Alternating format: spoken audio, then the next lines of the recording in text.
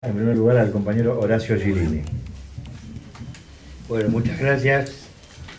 Buenas tardes. La primera excusa es, bueno, yo venía a escucharlo a Galazo, que siempre es un gran maestro, y tenía acomodada la cabeza de otra manera, así que de ninguna manera puedo sustituirlo ni abordar como él un poco lo que podría ser la parte antecedente del peronismo, ¿no?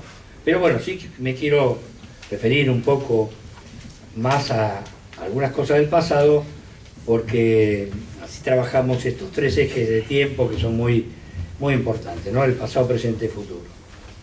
De hecho, bien dicen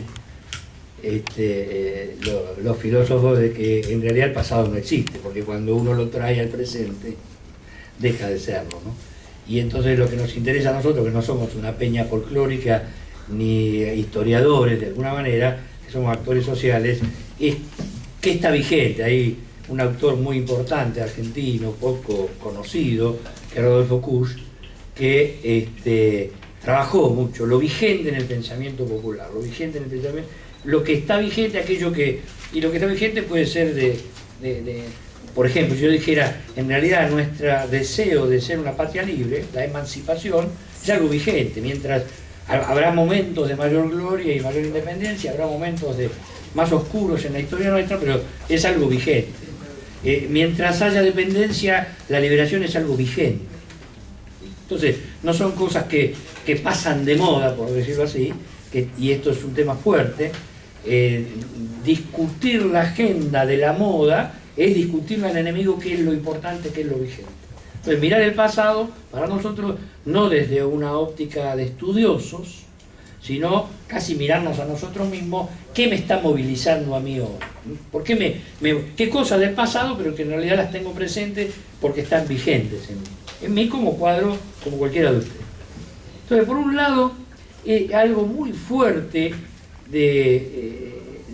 para los trabajadores argentinos, para los peronistas, que fue la materialización en determinado momento histórico de un movimiento nacional de liberación.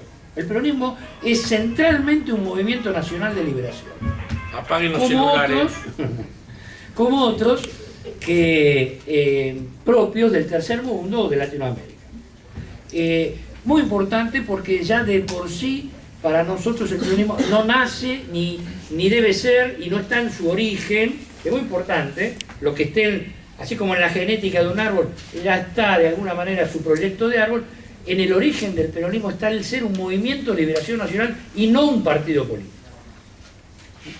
Al punto tal de que devenga el movimiento en partido político se lo ve como una degradación, liberalización, alvearización, dirían otros, etcétera. Sería una forma de destruir al peronismo.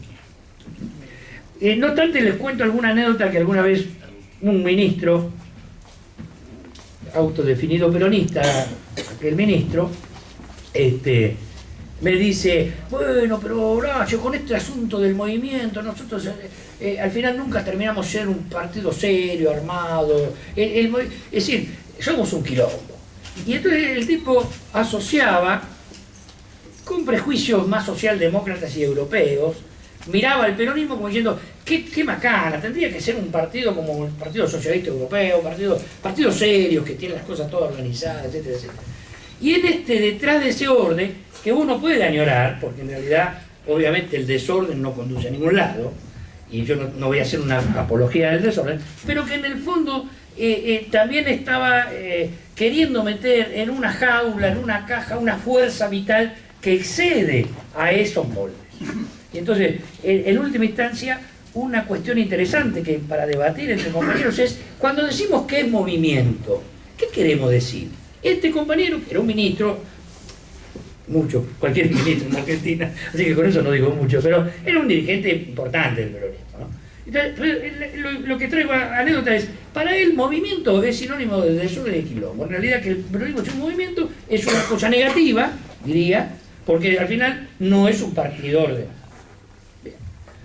de... otra concepción de movimiento que rastreé alguna vez por ahí, por amistad, qué sé yo, es, no, lo bueno del peronismo es que vos sos industrial, podés ser peronista, Es decir, movimiento sería una conciliación de clases.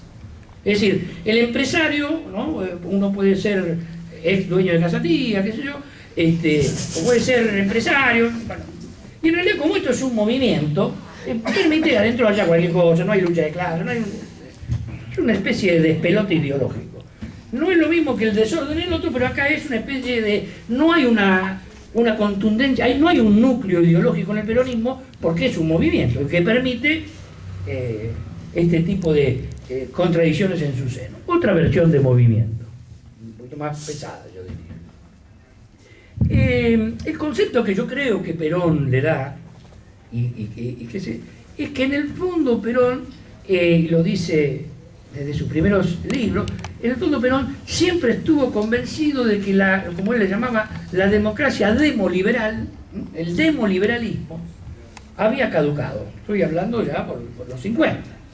Había caducado. El sistema demoliberal es incapaz de aceptar el emergente de las fuerzas sociales y por lo tanto necesitaríamos reformar la estructura política tan sacrosanta en Argentina, porque tenemos una constitución que ganó el liberalismo, allá por el 53, y tendríamos que generar formas más fuertes de participación. Entonces, el peronismo va a aceptar las reglas de juego democráticas, por lo cual va a necesitar tener un partido, pero va a tratar de incidir en la participación política a través de sus ramas, a través del protagonismo social, y por lo tanto, movimiento sería una conciliación de fuerzas sociales entre lo político partidario, el emergente de la mujer en aquel contexto, que yo hoy asociaría a los movimientos sociales, y la fuerza del trabajo. Entonces, poner en igualdad de condiciones los tres emergentes de la fuerza social, lo que fue la rama femenina, como decir, el protagonismo de la mujer en la sociedad, la fuerza del trabajo y la fuerza política, hacerla. Y de hecho hay un antecedente histórico muy olvidado y poco estudiado, que fue la Constitución del Chaco, que en aquella época era territorio nacional, después pasa a ser provincia, y la Constitución del Chaco fue la única y la primera constitución que plasmó en su forma representativa de gobierno la posibilidad de participar desde fuerzas sociales distintas al voto directo de los diputados. Esto importante, mucho más hoy, en donde se discute a veces, o nosotros estamos, bueno, ¿por qué no participar más los trabajadores dentro de lo que es la concepción de los parlamentarios? El 33%, la forma de concebir un modo participativo de la confección de lo social desde fuerzas sociales más allá de la ciudadanía, por decirlo así. Al día de hoy, es decir, para mí, actualización doctrinaria de este principio movimentista fundacional del peronismo significaría, desde el 45 acá, incorporar la juventud como fuerza social y los movimientos sociales, como dije. Me parece que un peronismo movimentista hoy debiera tener en su seno de comando estratégico representaciones que expresen esa fuerza aparte de la mujer y aparte de los trabajadores. Sería ya una figura, casi diría, de cargo, por hacerse una visualización. Pero lo